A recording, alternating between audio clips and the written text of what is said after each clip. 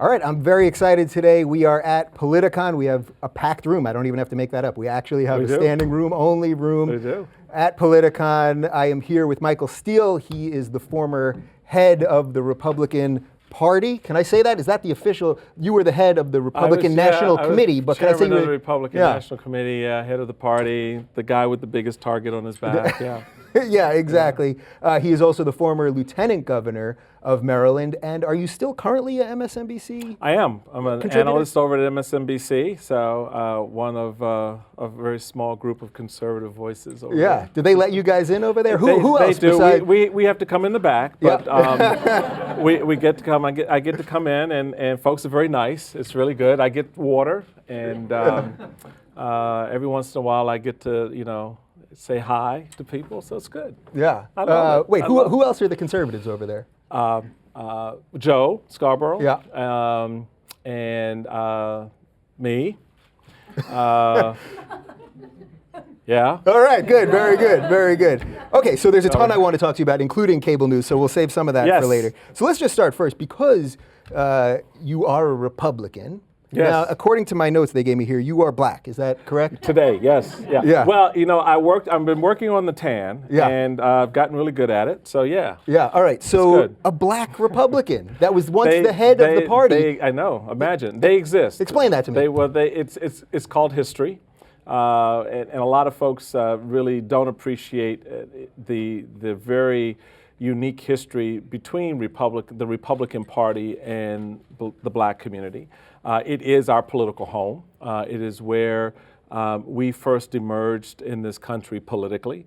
And certainly, Lincoln and the abolitionists and in fact, the party was born out of a fight between abolitionists and Whigs over the issue of slavery. And thankfully, the abolitionists won, and the Republican Party was essentially formed. Frederick Douglass, notable African-American slave, then free man, was very much a part of helping to build this party. So we've got this very unique history.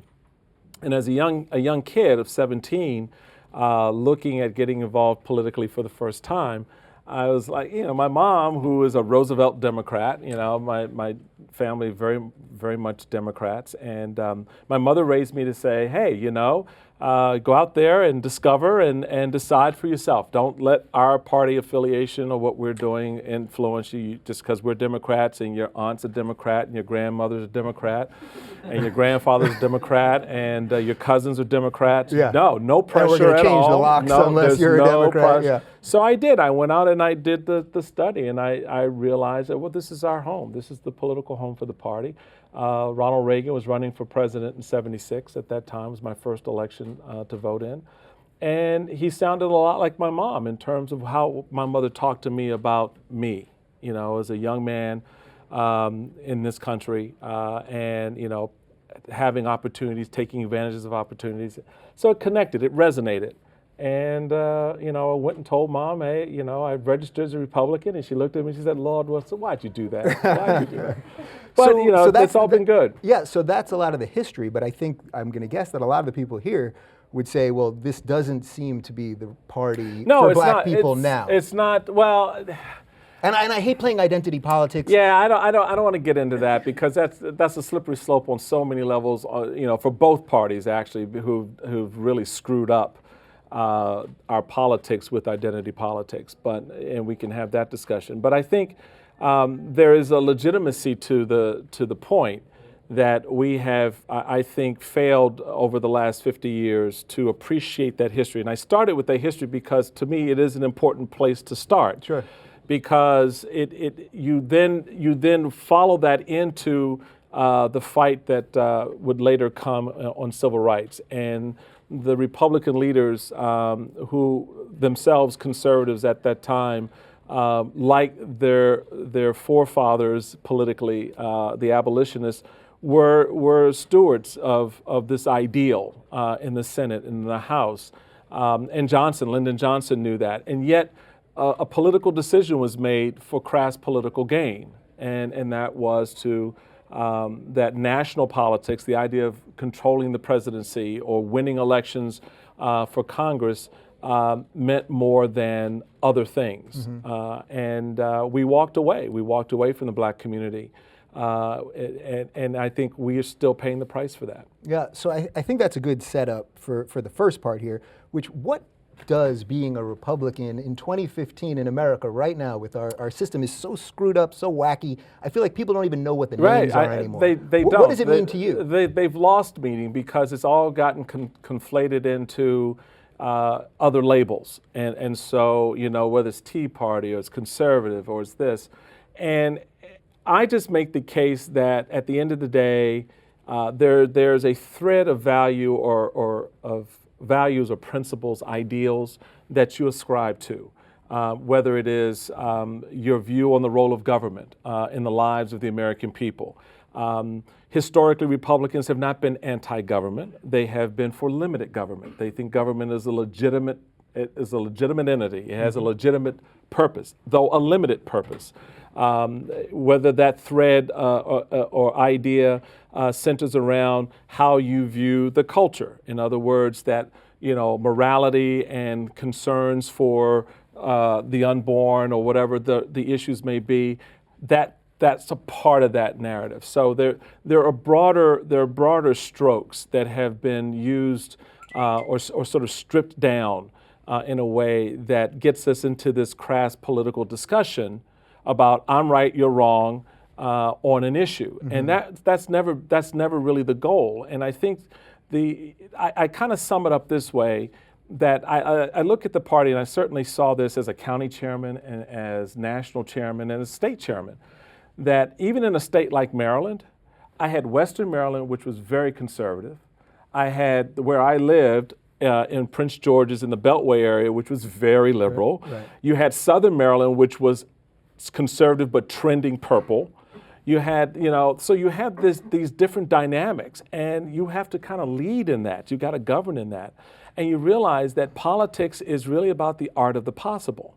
It's not about the art of the angry or scoring points or gaining advantage. It really is about how do I take all of these disparate parts and different viewpoints and figure out how to affect a positive change on policy, a positive change on a set of, ideas. Right. And that's gotten lost today. And it's hard, and you're seeing this play out right now in the GOP, this internecine struggle over identity, who we are, what we believe, and why we value that. Yeah, so to the point of what the party actually stands for, I'm always amazed by the fact that if you take two like hot button issues that are clearly Democrat pocket issues, gay rights and legalizing marijuana, those are Democrat issues. They're for, basically for legalizing weed, basically for gay rights. But it seems to me a true Republican that would want small government, well, you wouldn't care what someone does in their bedroom, whether it's having sex with someone of the same sex or whether smoking weed, right? Shouldn't that be a Republican issue? Well, I would argue that it probably once was. I mean, remember, the GOP also has, as a part of its roots, a libertarian thread, a very strong libertarian thread. I've always been amused at those who would argue about the limited role of government on one issue, but then argue for the expansion of government on another issue. Right, so that's this, right? So being authentically consistent for me is very important. It's like when people ask me about my views on life, and I tell them, I say, well, I'm pro-life. I'm very much pro-life, and a lot of that has to come from how I was raised. It comes from my faith tradition, and how I've been taught and come to believe in valuing life. So when it comes to the death penalty, I'm against it. And I always get, well, how can you be against the death penalty? Well, because I'm pro-life. Right. So you've got to be consistent from beginning to the end, and that's not what we see happening today. Can you think of a politician off the top of your head that's consistent, actually, that really is governing off a real set of? I can't think of anybody. I mean, can you think of anyone? Can any of you think of anyone? Anyone that's governing off? No, because they're not allowed to.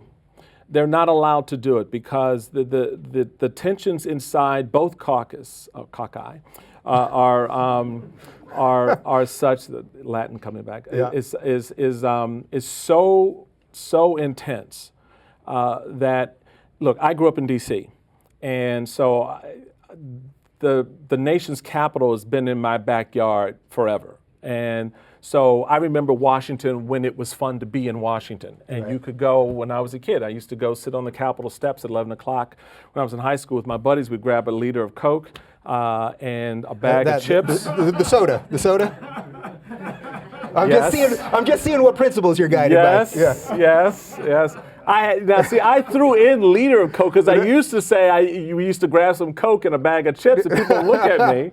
I'm like, no, soda. Okay, just so I got, sure. We would sit there, but we would sit on the steps. We hang out with the Capitol Police, and and you see members coming back and they talk. You go to restaurants in town, and you could see a table where a conservative or a Democrat or Republican. They weren't conservative, liberal. There was a Republican or Democrat would be off talking policy or just shooting the breeze. You don't see that now. They don't mix. They don't talk. They don't integrate. They don't want to be a part of this. They don't bring their families here. They go back to their districts, which they should do, but no, there's this disconnect. And the consequence of that is what we see now. There is no reason for me to work with you. I remember when I was chairman and we were getting ready for the 2010 election. Of course, you're going out, you're meeting candidates, and you're sort of interviewing them to see who you want to line up and support and who not so much. And I met this one candidate, and we got into a nice conversation, solid rock rib conservative, and he's coming, he was fire and brimstone, ready to come to Washington. And so we were talking, and I said something about, well, when you get to D.C., because at that time the Dems were still in charge. I said, one of the real interesting challenges is going to be working with the leadership on the other side and working with Democrats. Oh, I'm not doing that. I said, excuse me? He said, I'm not doing that. I said, then why are you coming to Washington? He said, I'm not coming here to work with Democrats. That's the attitude. And that was doubled down with the Tea Party, right? It's a lot of things. It's not just Tea Party. A lot of people put a lot of pressure on Tea Party, and the Tea Party came into being on my watch, so I know very well what was the essence of that in that time. But what people don't recognize is that movement, such as it is, that energy started way before 2009. This goes back to 2004. This goes back to 2002. Big government republicanism, the spending on the war, the Terry Schiavo case. Remember the Terry Schiavo case? Yeah. When the Republicans called the Senate back into session to pass a bill to prevent this family from making a decision about this poor woman who was in a coma. Again, these are the people that want government out of your life, supposedly. So on the one hand, you say, government should be out of the way, but then the other, you're going to call Congress into session to pass a bill to tell someone what they can't do in this instance. That's the conundrum that the party's put itself in.